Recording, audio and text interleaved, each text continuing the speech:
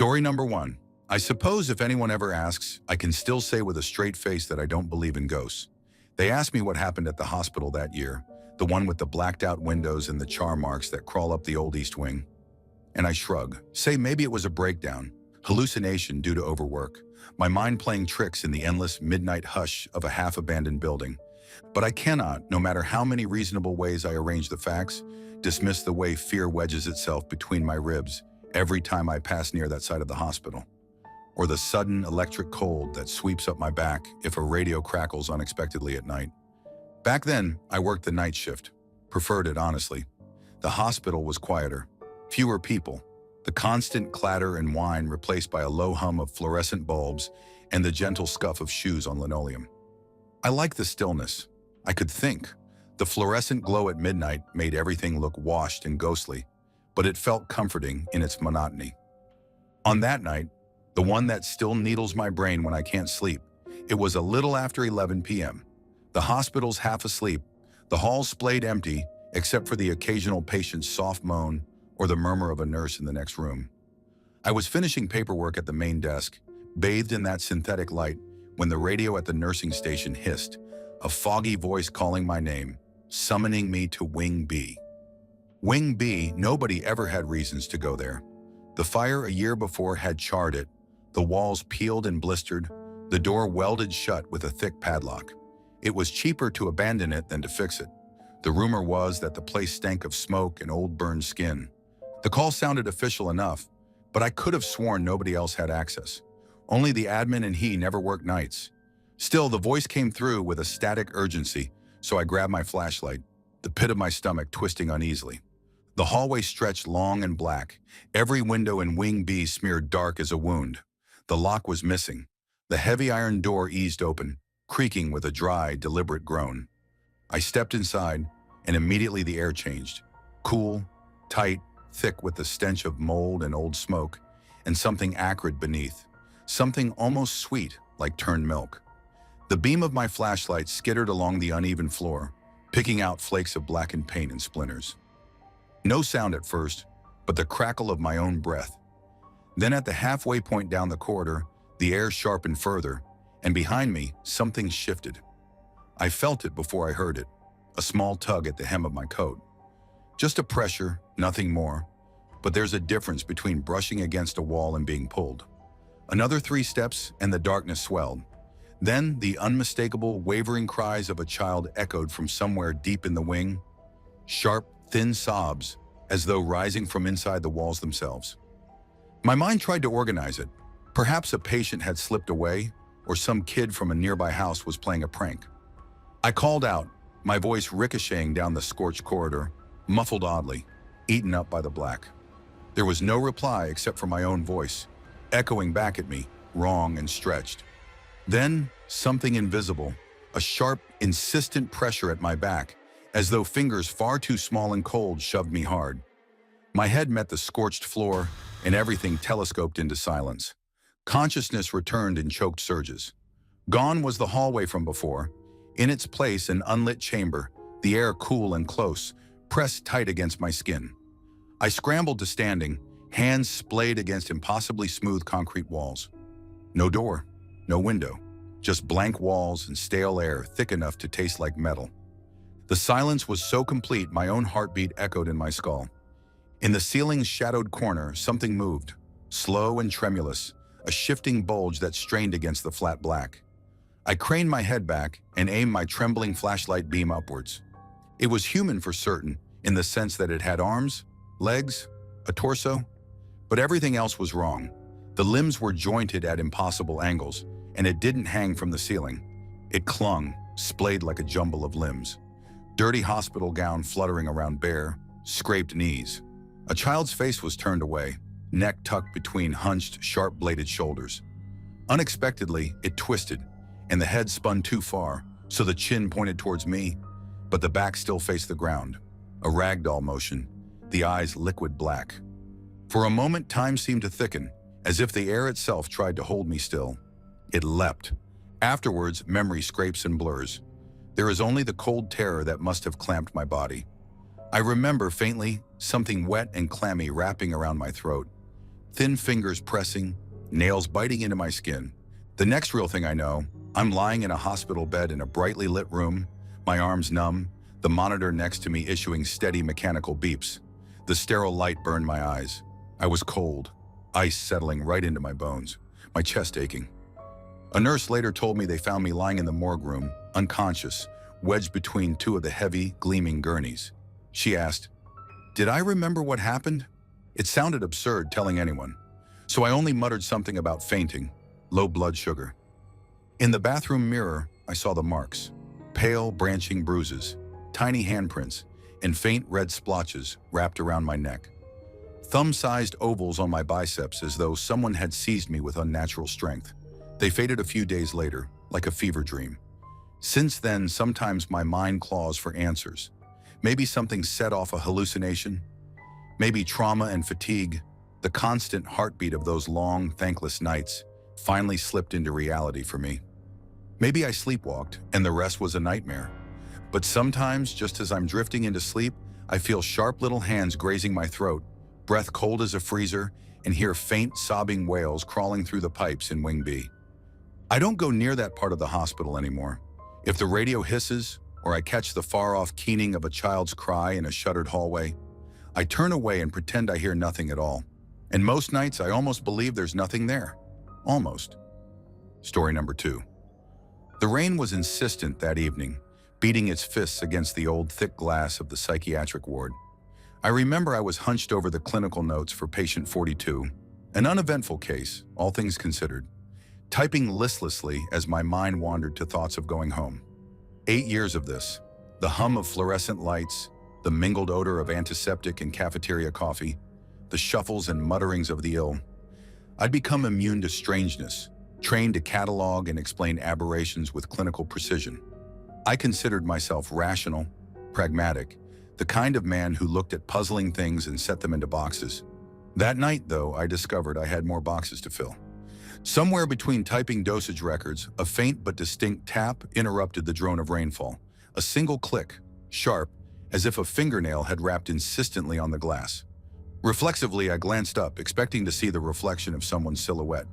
But the hallway outside was empty, the window showing only my own half-shadowed face, blurred by water streaks and neon glow from the corridor behind. Where the sound had come from, a smear of fog bloomed across the glass, as if someone had pressed their mouth or nose there a heartbeat ago. It lingered, shifting upwards as though exhaled by an invisible force. I huffed a laugh, nerves, condensation, perhaps my own breath, but something about its outline suggested lips, the faintest suggestion of a smile in the mist before it evaporated. I shook my head, but an icy gust suddenly rushed across my face, lifting the hairs on the back of my neck. The window was sealed. For a second, it felt like walking through an unseen spider web, cold and sticky, and my skin prickled under my coat. I shrugged it off, blaming faulty weather stripping, and decided I needed coffee. As I stepped out into the corridor, a jagged staccato of light stung my eyes. The overhead fluorescents began to flicker and pop, much harsher than their usual hum. The shadows seemed to elongate, pulsing with each burst of light, while the rain hammered harder against the walls. The air tasted metallic, like old coins or blood. At the far end of the corridor, I noticed a figure, unmoving, thin and elongated, almost indistinguishable from the half-light and streaked linoleum. My first thought was that it was a patient, perhaps one of the newer admissions who got lost or disoriented at night. Regulations say to lock the door, call security, but I was seasoned, unafraid. Curiosity tugged me forward. With each cautious step, the unnatural flicker grew. My own shadow zipped and stretched ahead, as if trying to touch the figure before I arrived. I blinked hard, intending to call out, but at that instant, the light snuffed out completely, all at once, as if someone had thrown a switch. Darkness thudded against my eyes, setting off a squeeze of panic in my chest. I waited, 30 heartbeats, then 40, listening to the groan of old pipes and the muffled static of rain. When the light surged back, I was greeted by an oppressive buzzing, sharp as a dentist's drill, vibrating the fillings in my teeth. The corridor was deserted. Only a faint outline on the linoleum, like moisture or something stickier, suggested a presence had been there. A new sound cut through the buzz. Rapid footsteps, padded and frenzied, darting down the staircase at the end of the hall. Ignoring the pounding in my ears, I chased after the sound. At the top of the stairs, the sharp tang of iron, blood or rust, shocked my nostrils. I peered over the railing, but saw nothing but shadows tumbling into darkness. A crawl of fear pressed on my neck. There was a tangible sensation, as unmistakable as someone speaking directly into my ear. Hot, ragged breath pooling in the hollow just behind my right ear. I froze, my own breath held, every muscle wound tight. I turned.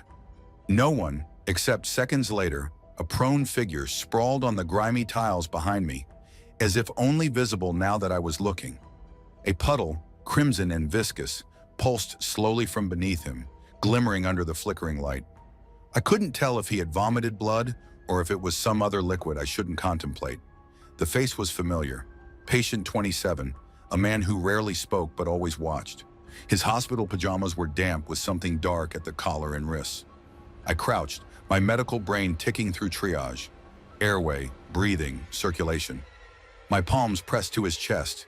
His pulse felt weak, and then, as I focused closer, his eyelids snapped open with whiplash speed. Disproportionately wide, the whites tinged with red, a smear of agony stretching his lips into a grotesque grin. The skin around his mouth was cracked raw.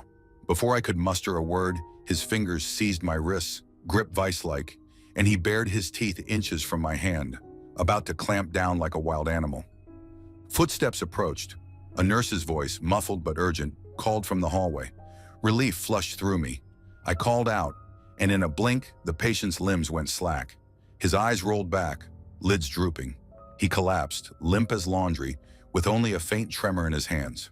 The nurse arrived, shining her phone's torch in my face, and together we moved him back to his room. I tried to explain what happened, but my own recollection seemed absurd out loud. Maybe I'd panicked, or the storm had played tricks on my eyes. We isolated the patient, ran tests. Everything came back normal, except for a disquieting drop in blood pressure and a fever we couldn't explain.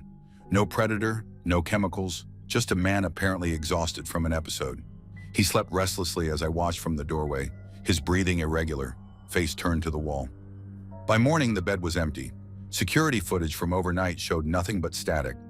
No one had seen patient 27 leave, and all exits remained locked. His slippers sat neatly by the bed. The sheets were pulled tight, almost as if he had never lain in them at all. The nurses whispered about him, trading theories about fugue states, schizophrenia, and poorly secured doors. I found myself watching the windows for foggy imprints, sniffing the air for metallic tangs, bracing myself at every flicker of light. I submitted my report, carefully omitting the worst details, leaving only what could be proven. Since that night, I can't shake the feeling that something is still watching, just beyond the window or in the electrical hum. Sometimes when the storms come and the corridors stretch dark and empty, I feel a flash of cold breath at my neck, a presence stalling my step, daring me to look. And though part of me insists it was stress, fatigue, tricks of the mind, some small and honest part of me wonders, had he ever really been a patient at all? Or had something else been let inside, just hungry for a door? Story number 3. I never thought my first solo night shift would be the kind to haunt me for the rest of my life. I've been a nurse for 5 years, and in that time, I thought I'd seen enough to make me numb. But what happened in room 203 toppled every rational boundary I'd set in my head. It started like most nights, blending exhaustion and the bland hum of the hospital lights that seem, somehow, to emit more fatigue than they dispel. The call bell over the intercom clipped out a report. Elderly female transferred from the emergency department. Severe neglect, suspected abuse, police notified, bedbound, advanced dementia, nonverbal, total care.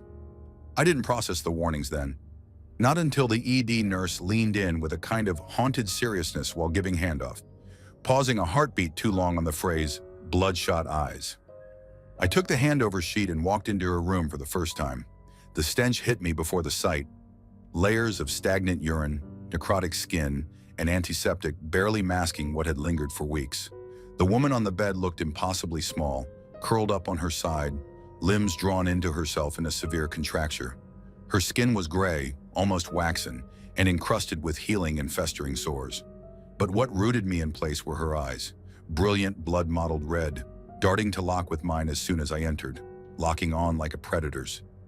She made a guttural sound, a wet gurgle that boiled at the back of her swollen mouth, lips cracked and oozing.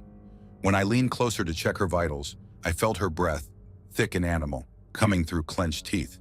Even though she couldn't move, her gaze tracked me with uncanny accuracy, wide and wild, following every motion I made. I tried to tell myself it was nothing.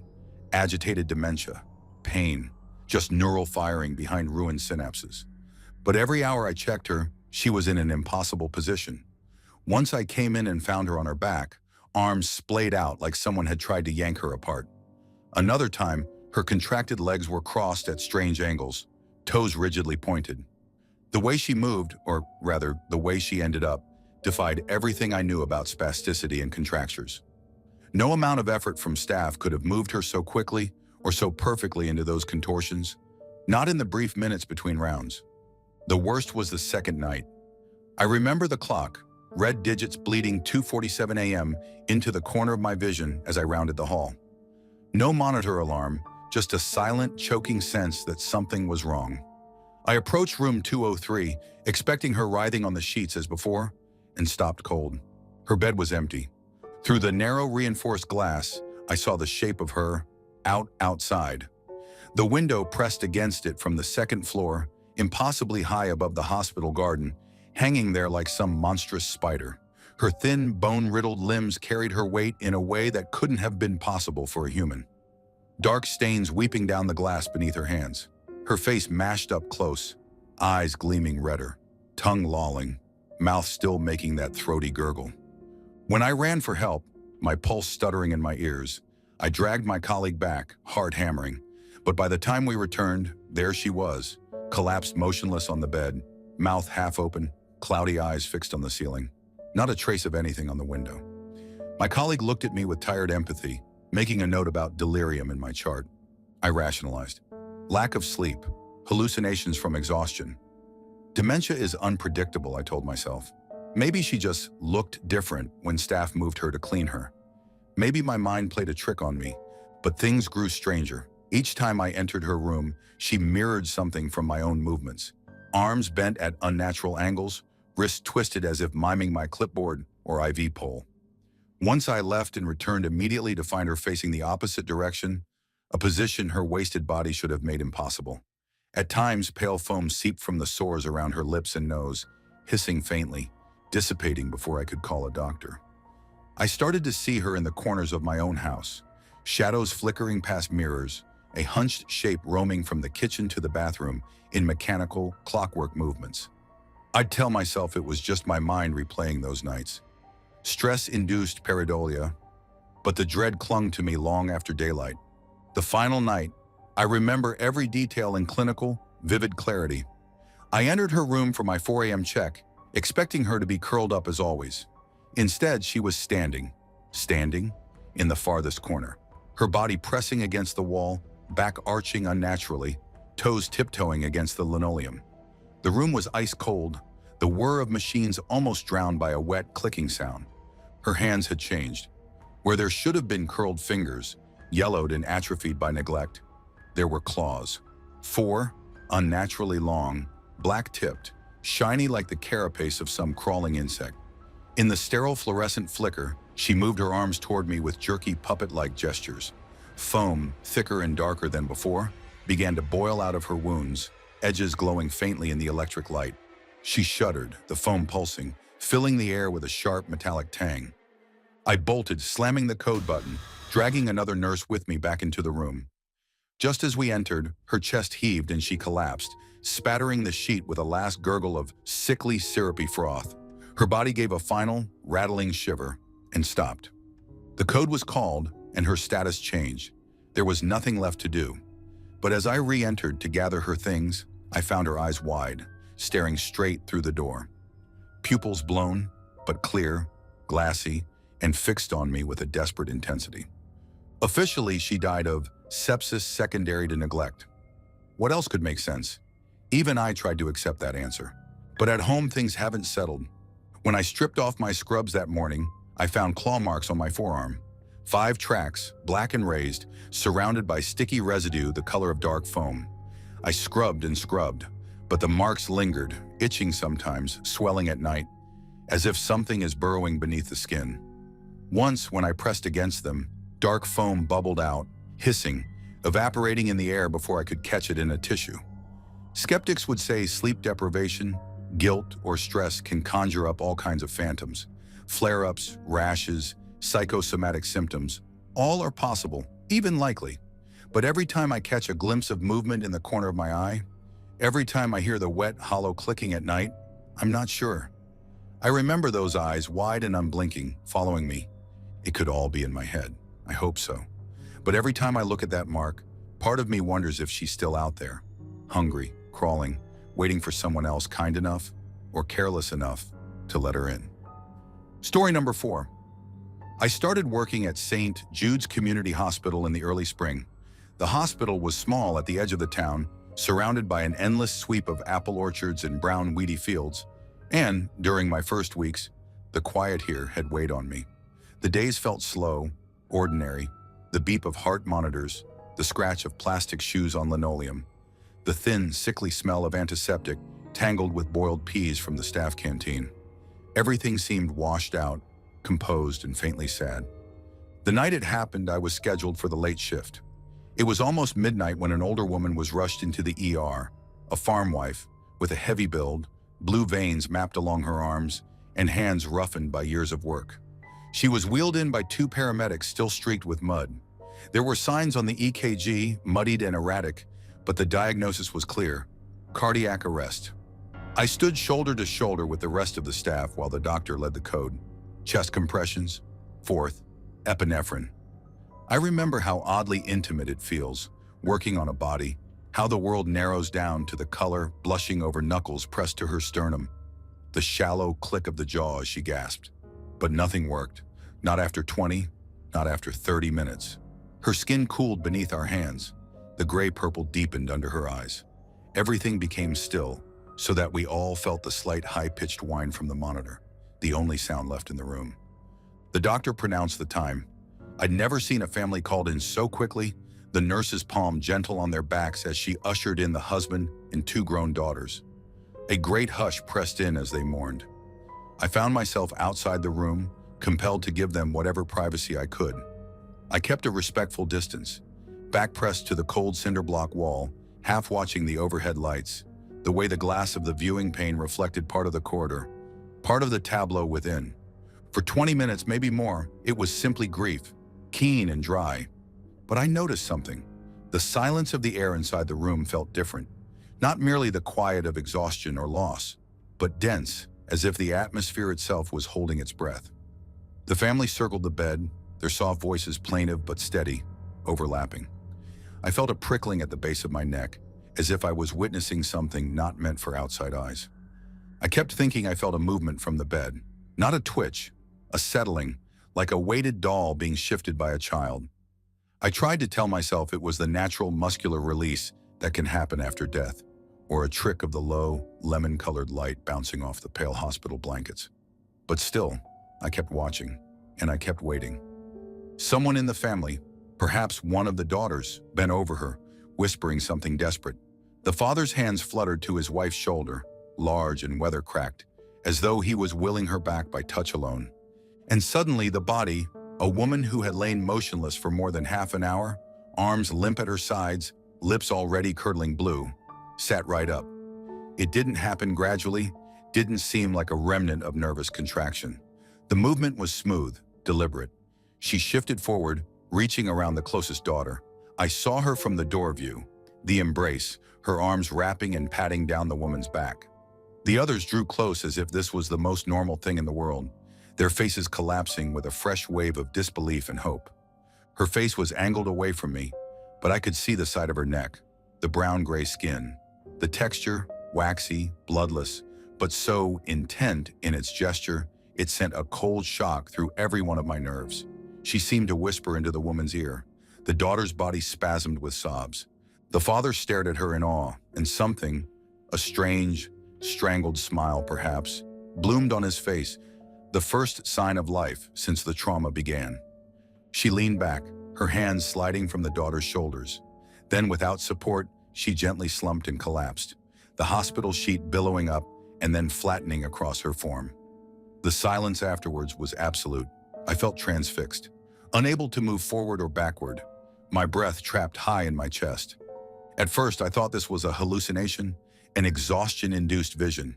But the family's reactions, their cries and wails turning wild and overwhelmed, forced me into the present. I broke out of my paralysis and called for the team. The rattling of feet, the clench of bodies rushing in, the clamor as the code was called again. I hovered at the threshold, frozen by the collision of horror with routine. But when they checked her, she was genuinely lifeless. Cold, stiffening, no pulse, pupils fixed and dilated.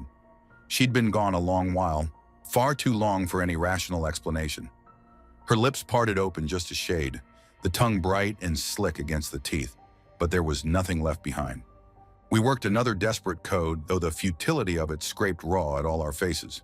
The doctor later speculated about residual neural activity, sudden post-mortem spasms. The nurse muttered about the lasting electric aftershocks in the human body. The grief counselor tried to comfort the family around their stunned, incredulous narrative. She came back to say goodbye. The other staff, when prompted, shrugged their shoulders. Stress, adrenaline, perhaps a sort of mass wishful thinking. They told me bodies can move, sit up, speak sometimes as the last air leaks from the lungs. They said I ought to get some rest. But none of them had seen her eyes, the purposeful movement, the warmth that briefly returned to her hands. I remembered the smell in the air in that moment, an electric tang, sharp as ozone.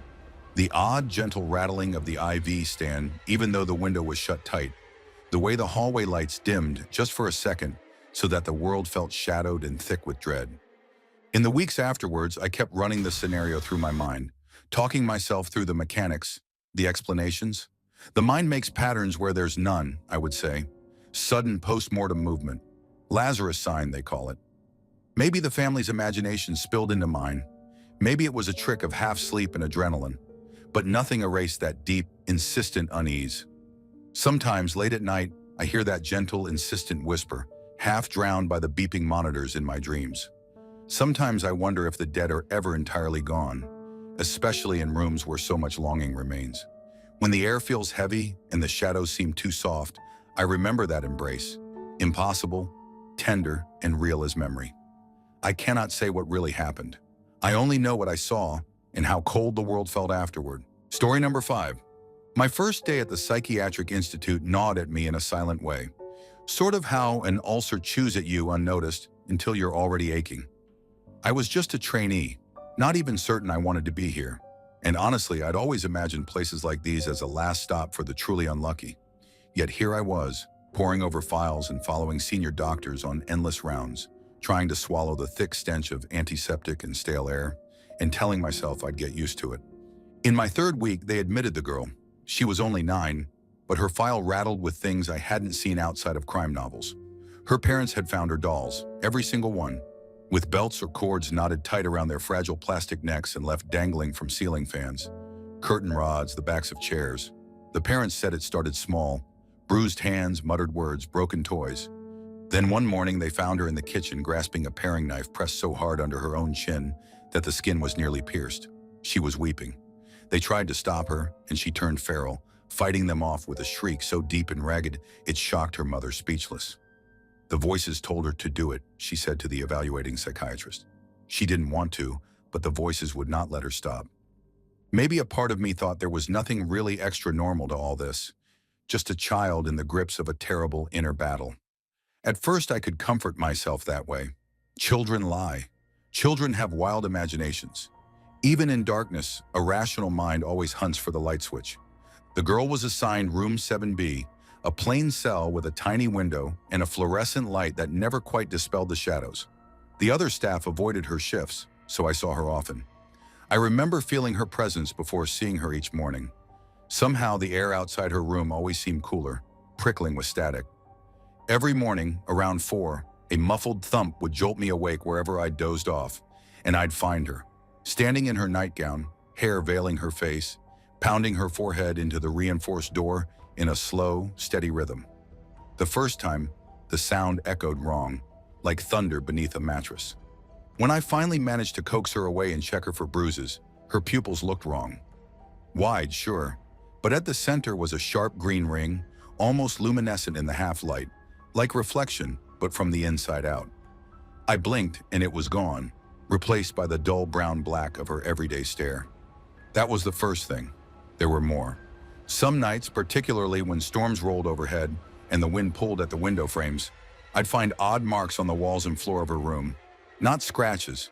These were drawn in strange looping patterns, shapes I'd only glimpsed in old mythology books or horror movies. Sigils, but warped, incomplete. They throbbed faintly in the shadows as if painted in phosphorescent algae rather than crayon. I remember brushing my hand over them, expecting to feel something sticky, but the wall was always clean. By morning's first light, they would be gone, wiped away into ordinary gray paint. I took photos once, but the patterns vanished from my phone, the screen as blank as if the lens had fogged. The rational part of me started gasping for explanations. Loose wires causing electromagnetic phenomena, stress-induced hallucinations, collective suggestion. Maybe the cleaner switched the lights off and on at weird hours. Maybe I'd imagined the whole thing. But then the sleep deprivation started. I couldn't shake the persistent sense of being watched, not by the staff or the patients, but by something just outside the cone of hallway light when I walked at night. My own shadow sometimes curved in ways that didn't match my body, pooling too deep and stretching too far along the floor. The smell of burnt hair lingered around room 7B long after she'd moved on from it. The other staff tried to reassure me with dry words about trauma manifestations and childhood schizophrenia, chemical imbalances, and compulsive behaviors. I wanted to believe it, yet every morning, with metronome precision, there'd be the girl, awake before dawn, slamming her skull into steel as if in prayer. One evening, exhausted, I returned to my tiny office to update medical notes. It was raining outside, the sort of rain that eats sound, and the windows blurred steadily. The corridor beyond my door was silent, but after a while a noise began. A cough, or maybe a growl, muffled and low, coming from the patient washroom 2 doors down. I waited, hoping another staff member would appear, but nobody came. The noise deepened, an animal sound with a wet, burbling undertone. It pressed against my ears until I stood up, more annoyed than frightened, and walked out to the washroom. When I opened the door, a blast of chemical stink made my nose close up. I gagged. The fluorescent light flickered over puddles of something caustic spilled all over the tiled floor, a liquid eating into the grout. It steamed slightly in the cold air. My eyes burned, tears pouring down.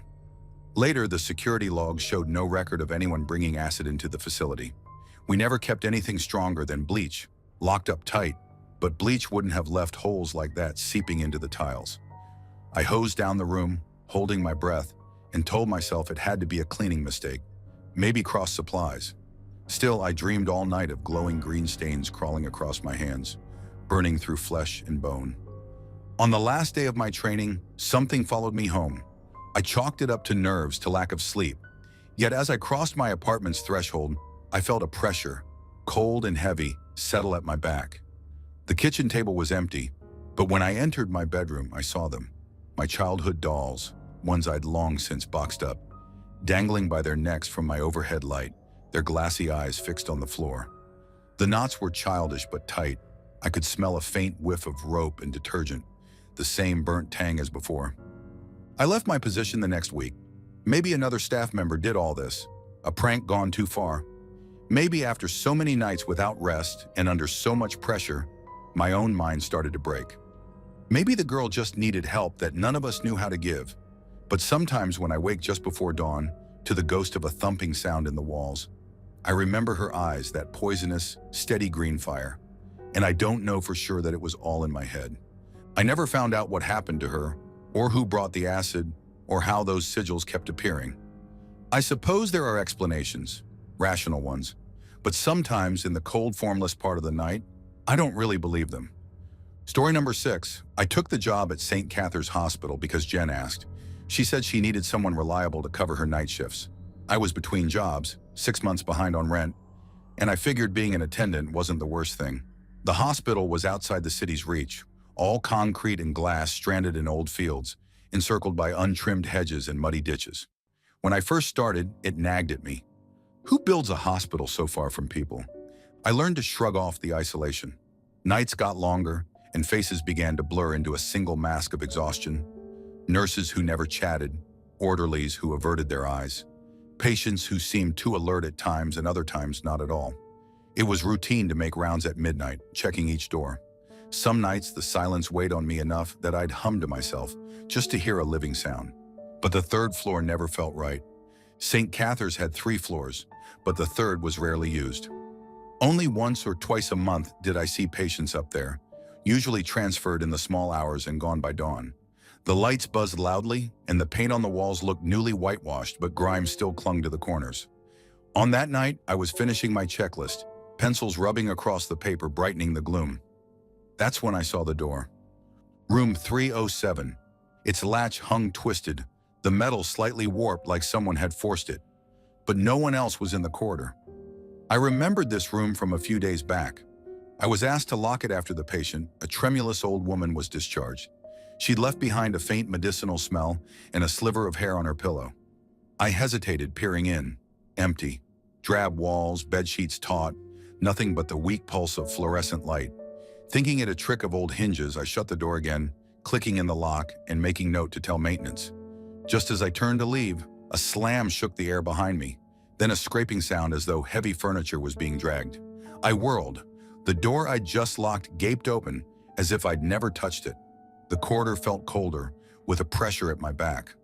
I tried again, shutting and relocking the door, 3, 4, 5 times. Every time I took a step away, it crashed open again, rattling on its hinges with the echo of violence. I checked the frame. My fingers tensed as I tried the light switch inside. The bulb above was meant to be white, but now it flickered out. In the murky half-dark, my heart stumbled.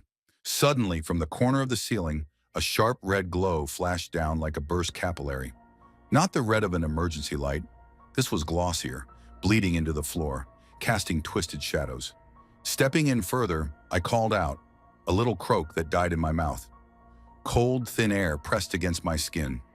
Without warning, the heavy hospital door swung shut behind me, and the lock snapped from the outside, metal jamming with a click. I was trapped, phone useless. As always in this building, there was no service. My hands pounded the wood, but the door might as well have been welded shut. The air thinned. My vision tunneled. It was like being pulled underwater, muffled and deafened by thick, invisible hands. Each breath came harder, chest threatening to cave in. I sank onto my knees, vision swimming with static. In the silence, I heard a faint, insistent buzzing that grew into whispers, sharp-edged and urgent, indistinguishable syllables pressed against my eardrums. I swore I was alone, but then came a ripple across the red light. A small figure flickered into being on the far side of the room, a child, maybe 6 years old. I couldn't see their face, not clearly. The edges shimmered and bent, hair sticking to their face, eyes huge and glinting. The child grinned, movements hyper-quick and jerky, and laughter filled the space, echoing manic off the walls.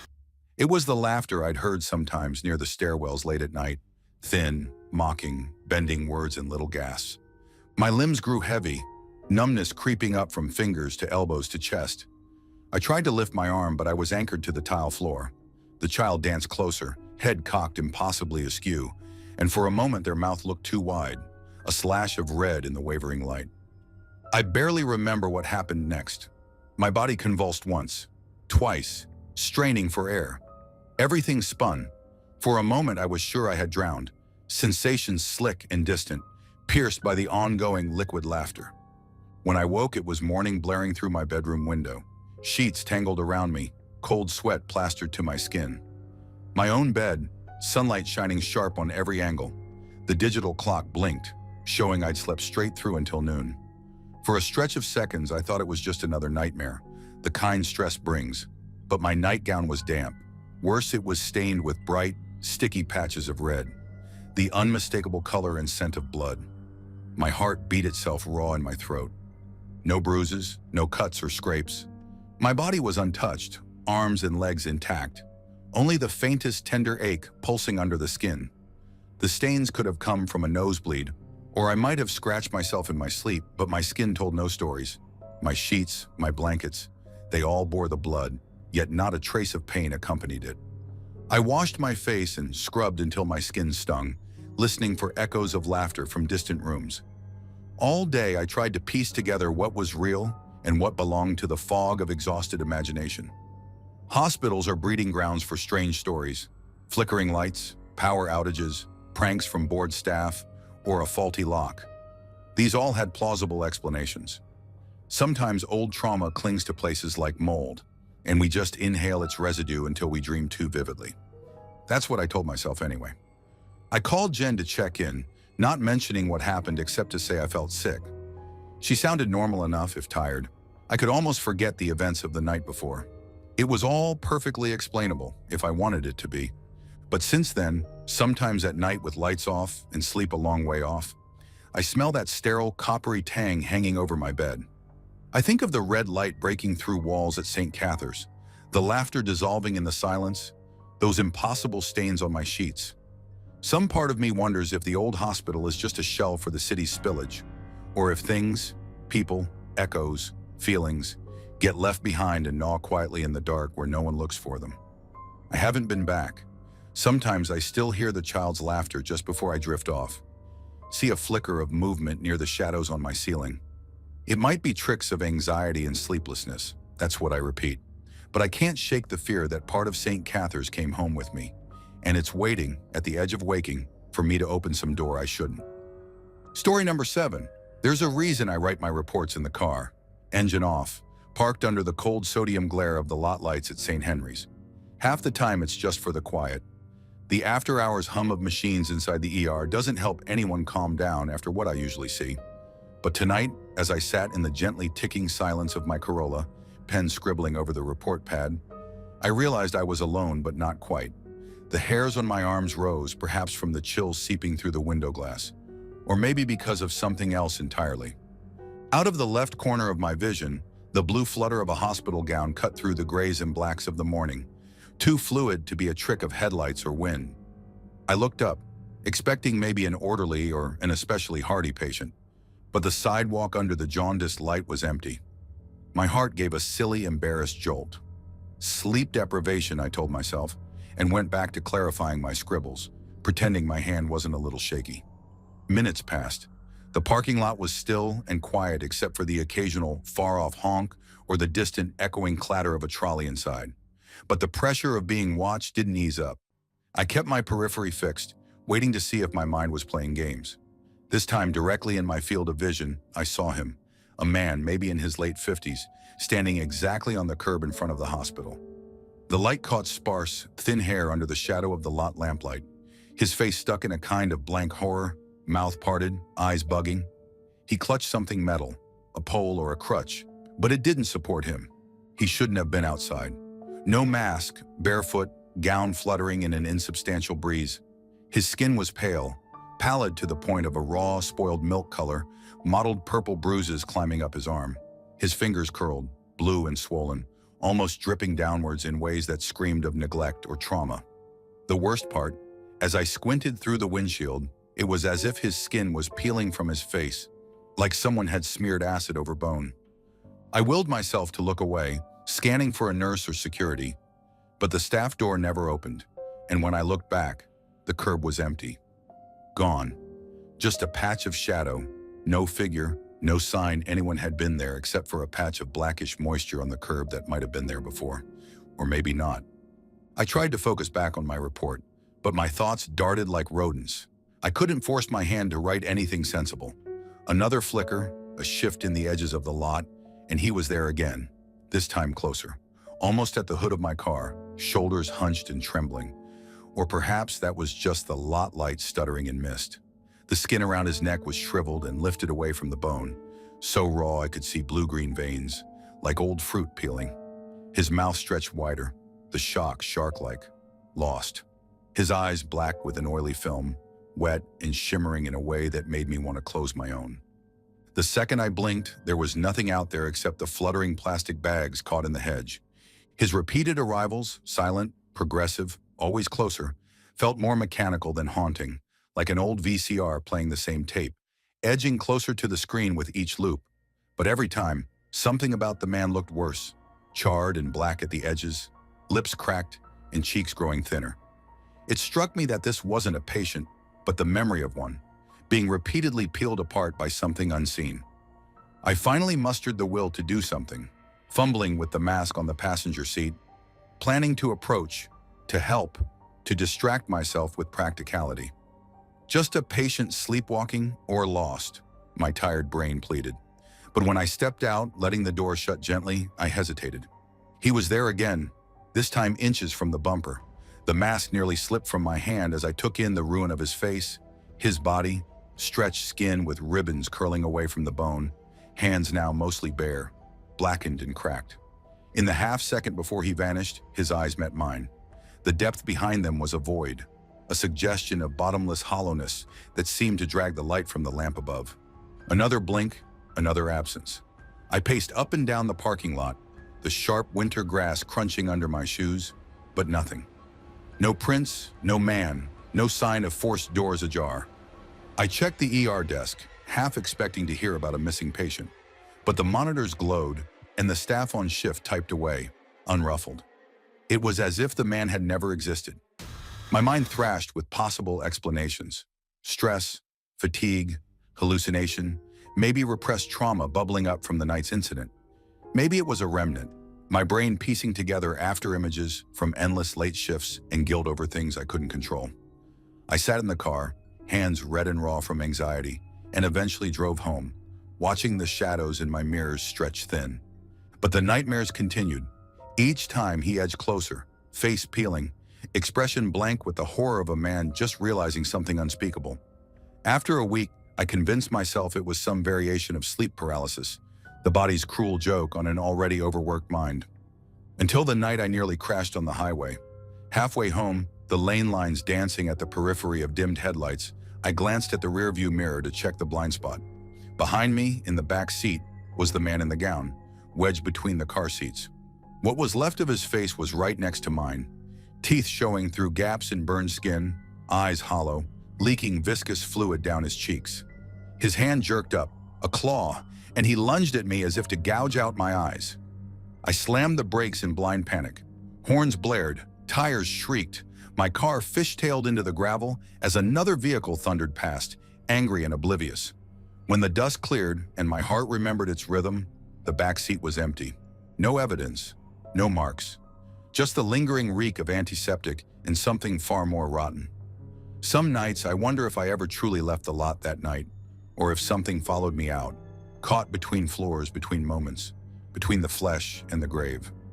I tell myself it was stress, hallucination, sleep deprivation, trick of the lights, or the mind's way of pruning away trauma. That's what I keep telling myself anyway. Still, on bad nights, I avoid looking in the rearview mirror. Sometimes I feel cold breath tickling my neck as I drive, and the image of that peeling face flashes behind my eyes. The sensation clings for hours, and the world seems thinner, as if the veil between here and what waits in the car with me has almost worn through. Maybe it was just exhaustion, maybe it wasn't, but I still pull the mirror down when the night gets too quiet, just in case.